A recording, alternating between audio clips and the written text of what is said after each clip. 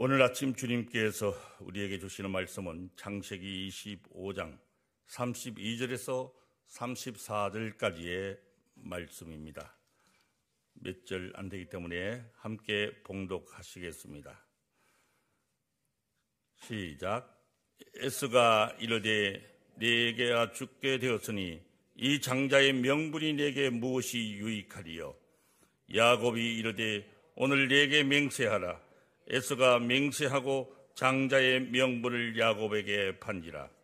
야곱이 떡과 팥죽을 에스에게 주매 에스가 먹으며 마시고 일어나 갔으니 에스가 장자의 명분을 가볍게 여김이었더라. 아멘. 네, 오늘 이 말씀으로 두 아들의 이야기라고 하는 제목으로 은혜를 나눌까 합니다. 새벽 공기가 많이 차가워졌습니다. 이런 환절기에 더욱더 건강에 주의하시고 특히 감기에 걸리지 않도록 유념해 주시기 바랍니다. 저는 어린 시절에 이런 생각을 한 적이 있습니다. 나는 왜 하필이면 이런 섬에 태어났을까? 그리고 나는 왜 하필이면 이런 가난한 집안에서 태어났을까? 초등학교에 다닐 때 저는 늘 이런 생각 때문에 내가 만약에 어른이 된다면 저 바다 건너 육지에 건너가서 멋진 집을 짓고 살아야지. 늘 이런 생각을 하면서 어린 시절을 보냈습니다. 우리가 아무리 인격을 잘 갖춘 존재라 할지라도 모든 것을 나 자신 스스로가 결정할 수는 없습니다. 우리는 많은 부분에서 자신의 의사와는 전혀 상관없이 타의에 의해 이미 결정된 채로 태어납니다. 부잣집 아들로 태어나느냐, 아니면 가난한 집안의 아들로 태어나느냐, 미국 시민으로 태어나느냐, 대한민국의 국민으로 태어나느냐, 북한 주민으로 태어나느냐, 아니면 저처럼 사방을 둘러봐도 바다뿐인 외로운 섬에서 태어나느냐 하는 것도 자신의 의사와는 전혀 상관없는 일입니다. 건강 또한 마찬가지죠. 예를 들어서 선천적으로 건강이 약하다거나 병을 가지고 태어나는 사람 중에 자신이 원해서 그렇게 된 사람은 이 세상에 아무도 없을 것입니다. 자신의 의사와는 전혀 상관없이 그렇게 태어나는 것이지요. 그럴 때 할 수 있는 일이 과연 무엇이겠습니까? 그 사실을 인정하고 그 범위 안에서 최선을 다하여 살아가는 것입니다. 왜 나는 무인도 같은 이런 섬에서 태어났을까? 왜 하필이면 나는 이런 병을 가지고 태어난 것일까? 아무리 원망하고 불평해 봐도 소용없는 일입니다. 일단 모든 사실을 인정하고 그 범위 안에서 최선을 다하며 살아가는 것이 최선의 방법일 것입니다. 오늘 본문 25장을 보시면요, 이삭의 두 쌍둥이 아들에 대하여 말씀하고 계십니다. 이삭은 결혼 후에도 20년 동안이나 아이를 갖지 못했어요. 그러다가 결국 이삭은 이 문제를 놓고 기도했습니다. 이삭의 나이 40이 되어서야 낳은 아들 둘이 바로 에서와 야곱입니다. 그런데 이 두 아들은 태어날 때부터 외모나 성격이 너무 달랐습니다. 이러한 차이는 자라가면서 더욱더 심해졌습니다. 형님 에서는 좀 남성적이었고 현재지향형이었습니다. 반면에 동생 야곱은 성격이 매우 안정적이었고 미래지향적이었습니다. 사냥꾼이었던 에서가 하루는 완전히 지친 상태로 집으로 돌아왔습니다. 그때 야곱은 집에서 팥죽을 끓이고 있었지요. 마침 배가 너무 고팠던 형 에서가 팥죽을 좀 나눠달라고 했습니다.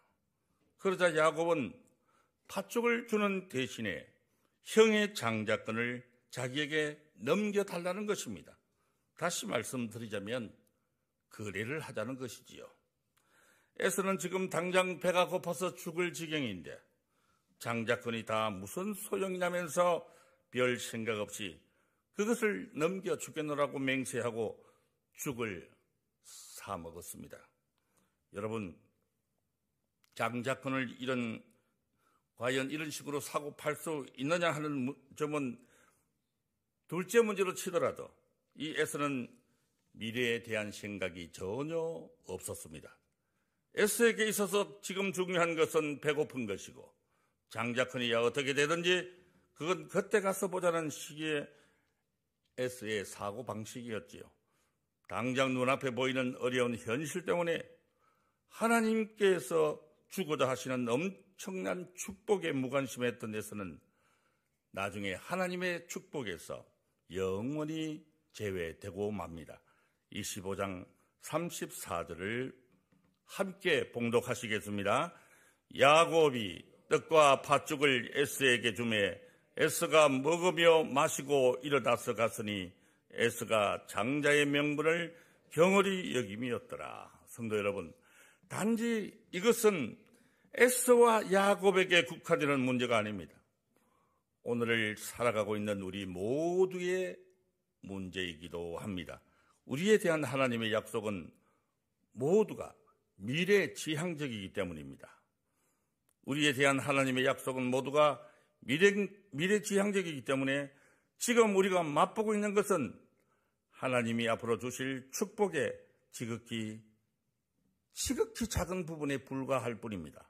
어떤 사람은 하나님께서 앞으로 주실 그 모든 축복을 온전히 누리기 위해 오늘도 자신의 모든 욕망을 억제하면서 말씀대로 살아가려고 열심히 노력합니다.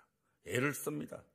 그러나 어떤 사람들은 미래가 불확실하다는 생각 때문에 예배를 드리는 것보다는 현실에 안주하여 바쁜 것부터 먼저 해결하자면서 항상 늘 예배는 뒤로 미룹니다. 예수님의 제자인 가룟 유다가 바로 그런 사람이었습니다. 그의 눈앞에 작은 이익 때문에 주님과 함께 고난받기를 거부했습니다. 은 30에 하나님께서 주시는 말씀의 종의 축복권을 포기했습니다. 그 결과 그는 영원한 반역자의 대열에 서게 되었지요. 미래를 위하여 오늘을 절제하지 못하는 사람, 미래의 문제는 그때 가서 보고 오늘 당장 쓰고 즐기고 끝장을 내자는 사람은 분명히 하나님의 축복을 누리지 못한다고 성경은 말씀하고 있습니다. 여러분, 그렇다면 이 장자권이라는 것이 무엇입니까? 이것을 과연 사고 팔 수 있는 성질의 것입니까? 이 장자권은 두 가지 방향에서 생각해 볼 수가 있겠습니다. 하나는 그 당시 사회적 관행이었습니다. 그리고 또 다른 하나는 신앙적인 입장입니다. 사회적으로 장자는 부모의 재산을 다른 자식들의 배가 넘게 상속받을 수 있는 권리가 있었습니다. 그것뿐만 아니라 장자는 집안일에 대하여 재판을 할 수 있었습니다. 그는 중요한 결정을 내릴 수 있었으며 집안 사람들이 엄난한 죄나 부정한 일을 저질렀을 때 사형도 명할 수가 있었습니다.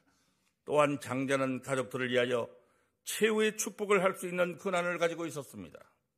그 당시 사람들은 축복도 하나의 재산의 형태로 생각했습니다. 이렇게 축복할 수 있는 권한이 장자에게만 있었습니다. 그러나 더 중요한 것은 장자권이 가지고 있는 영적인 의미였습니다. 하나님의 장자에게는 말씀이 임했습니다. 하나님은 그분이 정한 사람에게만 말씀을 주셨습니다. 그리고 그가 드리는 예배에 임재했습니다. 그가 드리는 예배는 하나님과 함께하는 감동이 있었고 뜨거움이 있었고 죄 용서가 있었습니다. 장자권이 무엇보다도 중요한 것은 바로 하나님의 말씀이 임하고 죄 용서가 있는 이 영적인 이유 때문인 것입니다. 사실 하나님께서는 오래전부터 이 영적인 장자의 축복을 야곱에게 주기로 오래전부터 작정해 놓으셨습니다. 그럼에도 불구하고 에서가 이 장자권을 업신여겨서 의도적으로 포기했을 때 그는 참으로 이 축복으로부터 멀어지게 되었습니다. 하나님께서는 장자권을 중요하게 생각하지 않는 사람에게는 절대로 그 축복을 주시지 않았습니다. 그렇다면 에서가 이렇게 하나님의 축복을 소홀하게 생각한 이유가 무엇이겠습니까? 그에게는 미래가 없었기 때문입니다. 그래서 미래의 축복을 믿지 않았습니다. 지금 당장 배가 고픈데 장자권이 무슨 소용이 있는가?